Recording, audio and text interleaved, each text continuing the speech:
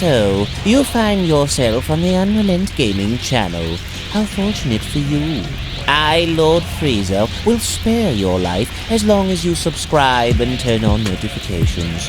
Also, don't forget to become a member of UnrealEntGaming's Patreon for tons of exclusive content to early access media and much more. Do it now, or else.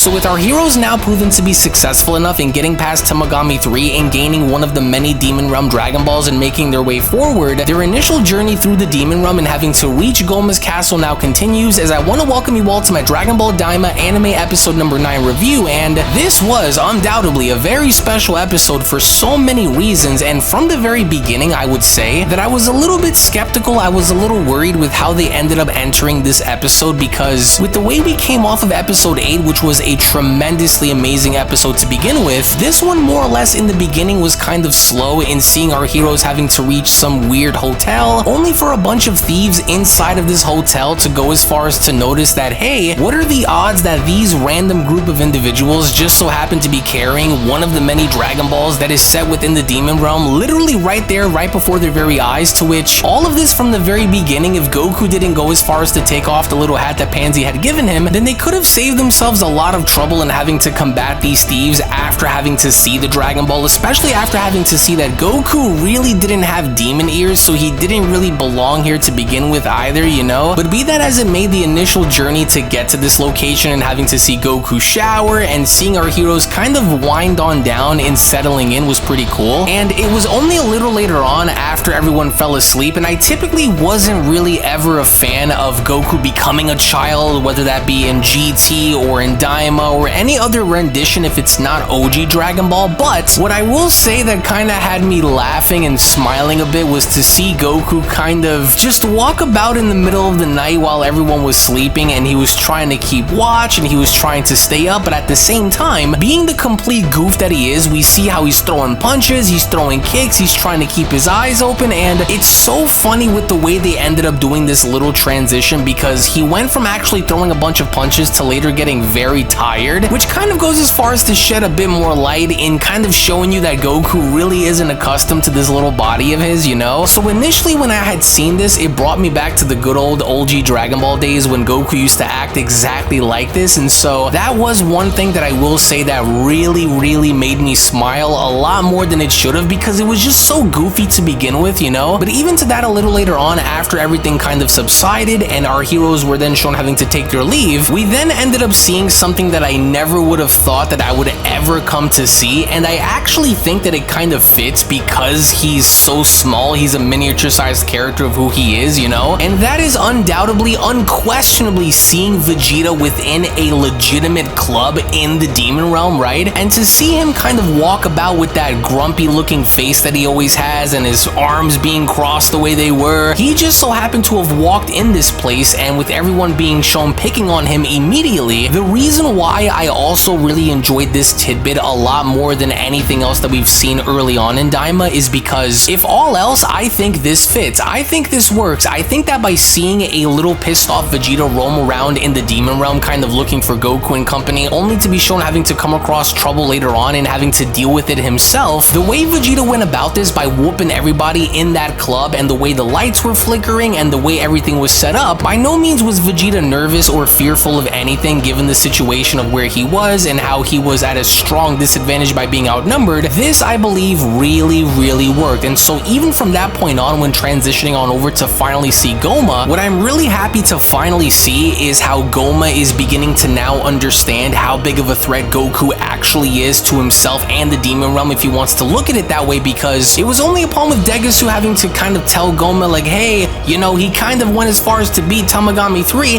and gain access to the Dragon Ball. Gomah did not like this one bit, and rightfully so, because Gomah is trying to establish suit by becoming the next quote-unquote demon king of the demon realm, right? So he's trying to establish authority, but all the while elsewhere, somewhere out there in the demon realm, he has this little kid and his crew kind of running roughshod in, not only even going as far as to surprise him by defeating the Tamagami, but also gaining access to the Dragon Balls as well. So I'm still on the edge of Gomah actually being the be-all end-all villain of this particular series, because I still think that it might be Arinsu or maybe even Degusu to begin with, maybe. But even Degusu didn't really come off like a Zamasu-esque character where, and I want to specify by saying Zamasu, in a way where Zamasu was always cool, calm, and collected, right? He always had this very sinister, this very narcissistic like attitude about him, you know. But Degusu on the other hand actually feared Gomah, even after having to scream at Degusu the way Gomah did. If you were to put Zamasu next to Degusu, I would look at Zamasu with more fear than Degusu, because Degusu doesn't come off as someone that you should maybe kind of go as far as to acknowledge and fear for your life with, whereas opposed to Zamasu, you get an entirely kind of different atmosphere with him. So I kind of like that, because it also goes as far as to establish the Kais in all of them having different personalities and really not being the same attitude-wise, to which it was only a little later on as Goku and company finally reunited with Vegeta, Piccolo, and Gomah. As quickly as they came, they immediately fled, and I love how Vegeta was very pissed off by this. So we had elements of so much that was included in this episode that I personally believe worked for every aspect of every character, especially at the end by seeing the Witch and Aritsu kind of go as far as to kind of further their experiments by creating this new Majin warrior, to which by the very end, you can even go as far as to pause it and see it on Dr. Arinsu's face that she was nervous as soon as the cauldron kind of, in a weird and yet tacky way, sprouted about this new Majin warrior, which, I'm not gonna lie to you guys, design-wise, this guy did not look intimidating whatsoever, and to kind of go as far as to see how this is going to be the new formidable threat to our heroes, it almost in a way kind of goes as far as to remind me of like some kind of a fusion involving Pui Pui and a Cyberman, and maybe a little bit of like, you know, I guess you could say Paikon, Monaka, you know, that's what he looks like. But needless to say, nevertheless, what I do believe that many people, including myself, are going to be mainly concerned about when involving this specific character is kind of going as far as to gain a better understanding as to where he stands power scaling wise. Is this creature stronger than Fat Boo? Is this creature stronger than Super Boo? Is this creature stronger than Buhan? Is this creature stronger than Kid Boo? Hell, even if you want to go as far as to say, is this creature stronger than Super Saiyan 3 Goku? Stronger than Ultimate Gohan? Maybe stronger than Vegeta? Who knows, right? And so I really don't want to go as far as to prejudge this character, even though his official new name is Majin KUU. As silly as he looks, as kind of quirky as his design resembles that of many other characters kind of mixed into one, I really want to see as to what this character ends up doing, because if this character ends up serving no purpose and gets fodderized early on, then I think it's safe to say that that would be a complete waste. But there is that chance that at some point during the show we might actually end up seeing this Majin KUU character, Majin KUU, just go as far as to push our characters into forcing them to fuse because of how strong he is, you know? But to actually kind of finally go as far as to see them work on this creature during the last episode only for him to be born now, do I think this was a very good choice in having this happen so quickly, because you didn't want to go as far as to kind of extend that and kind of sour the taste of just getting people upset via the pacing and people just wondering, okay, well, who is this creature to begin with? Because, well, simply put, now that this creature is out and about and ready to do Arinsu's bidding, who knows as to what this Majin character is going to end up doing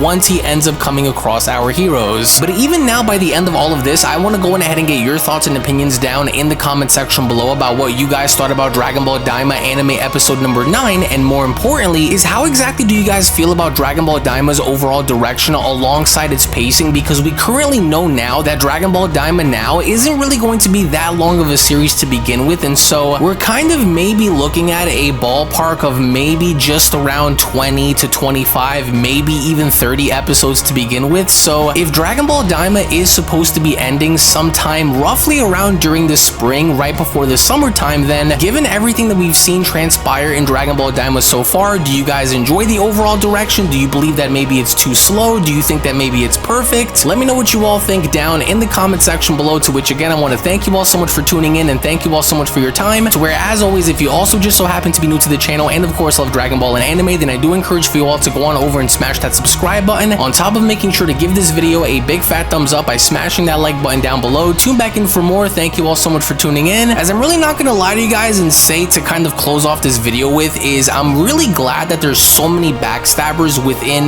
not just Goku's group by having Glorio actually work with Dr. Arinsu, but also to see how she's doing things behind Gomah's back, which only from there, at least for me, makes me look forward to what she's going to be doing once she ends up creating this new Majin warrior, and to kind of see who is going to get this third eye awakening, to see who Goku's gonna end up using that bug fusion with, right? Because I think that by now a lot of us are expecting to either see Vegeta via this bug fusion, but I really don't think that's going to be the case, and so instead, I think by now it's kind of obvious, give or take, that it might be Glorio and Goku that end up using this, either against maybe some of the Tamagamis, or maybe even against this new Majin warrior. But by the end of it, what I'm really hoping to see, at least when the series is over and done with, is some substance from the villains, because I think what makes a great story is outside of its main protagonist, you have to have a very compelling, I would say, or a very interesting villain or villain sprout about. And so if everything goes according to plan, which I'm really hoping that if it does turn out that Dr. Arinsu is going to be like this be-all big boss type villain of the show, she's going to be the final boss, then I really kind of hope that she ends up surviving by the end, because how crazy would it be to see her actually survive and then make her way into Dragon Ball Super if they end up recapping the events of Dragon Ball Daima, right? But for that to happen, we're gonna have to wait and see how Daima ends up closing off the series. So again, thank you all so much for being here, and I'll be seeing each and every single one of you down in the comment section below and in the next video. Take it easy, everybody. Stay safe, stay warm, and have a great day.